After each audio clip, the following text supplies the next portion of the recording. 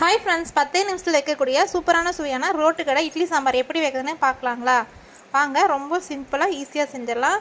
அதுக்கு ஃபஸ்ட்டு ஒரு குக்கர் எடுத்துக்கோங்க. குக்கரில் 5 பெரிய சைஸ் தக்காளி எடுத்து சின்ன சின்னதாக கட் பண்ணி போட்டுக்கோங்க. 2 பச்சை மிளகாய் போட்டுக்கோங்க. இதில் நான் சின்ன வெங்காயம் நிறைய போட்டிருக்கேன். இதில் 30 அளவுக்கு போட்டிருக்கேன். உங்களுக்கு தேவைங்கிற அளவுக்கு போட்டுக்கோங்க. 1 ஸ்பூன் மஞ்சத்தூள் போட்டிருக்கேன். 2 ஸ்பூன் குழம்பு மிளகாய் தூள் போட்டிருக்கேன். உங்கள் காரத்து அளவுக்கு நீங்கள் போட்டுக்கோங்க. இது 4 பேத்துக்கு வைக்கிற சாம்பார். இப்போ கொஞ்சமாக தண்ணி ஊற்றிக்கலாம். கூடவே கொஞ்சமாக உப்பும் போட்டுக்கோங்க. இப்போது இதை குக்கரில் 2 விசில் விட்டுருங்க.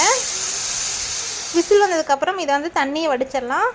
இந்த மாதிரி தண்ணியை வடிச்சிருங்க. வடிச்சிட்டு இது நல்லா கடைஞ்சிக்கோங்க. நீங்கள் மத்து போட்டு கடைஞ்சிக்கலாம், இல்லைன்னா மிக்சியில் கூட ஒரு அடி அடிச்சிக்கலாம். நான் மத்து போட்டு நல்லா இந்த மாதிரி கடைஞ்சிக்கிறேன். இப்போ ஒரு கடாய் வச்சுக்கலாம். கொஞ்சமாக ஆயில் ஊற்றிக்கலாம். கடுகு போட்டுக்கோங்க, ஜீரகம் போட்டுக்கோங்க, வெங்காயம் கொஞ்சம் போட்டுக்கோங்க, கருவேப்பிலை போட்டுக்கோங்க. இதை நல்லா வெங்காயம் வதங்கணும். வதங்கினதுக்கப்புறம் கூட கொஞ்சமாக உப்பு போட்டுக்கோங்க, வெங்காயத்துக்கு தேவையான அளவு. இப்போது நம்ம நல்லா கடைஞ்சி வச்சுருக்கோம். அந்த தண்ணியும் அந்த தக்காளியும் நல்லா மிக்ஸ் பண்ணிக்கலாம். இப்போது இது நல்லா ஒரு கொதி வரட்டும்.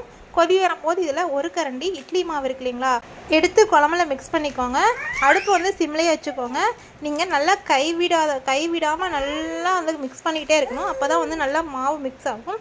மாவு மிக்ஸ் ஆனதுக்கப்புறம் கொஞ்சமாக நல்லா கொதி வரும். ஒரு கொதி வந்ததுக்கப்புறம் பச்சை வாசம் வந்ததுக்கப்புறம் இறக்கிடுங்க. இறக்கும்போது கொஞ்சமாக கொத்தமல்லி தழை தூவி இறக்குங்க. சூப்பராக வாசமாக செம்ம டேஸ்ட்டாக இருக்கும். இப்போது குழம்பு ரெடி ஆயிடுச்சு. ஒரு இட்லி எடுத்து ஊற்றிக்கோங்க. அப்படியே இட்லி மூழ்கிற அளவுக்கு குழம்பு ஊற்றி நல்லா தொட்டு சாப்பிட்டீங்க அப்படின்னா சூப்பரான சுவையான இட்லி குருமா ரெடி ஆகிடும். இது 10 நிமிஷத்தில் செஞ்சிடலாம். வீட்டில் ஒரு டைம் ட்ரை பண்ணி பாருங்கள். ட்ரை பண்ணி பார்த்துட்டு எப்படி இருக்குன்னு சொல்லுங்கள். தேங்க்யூ.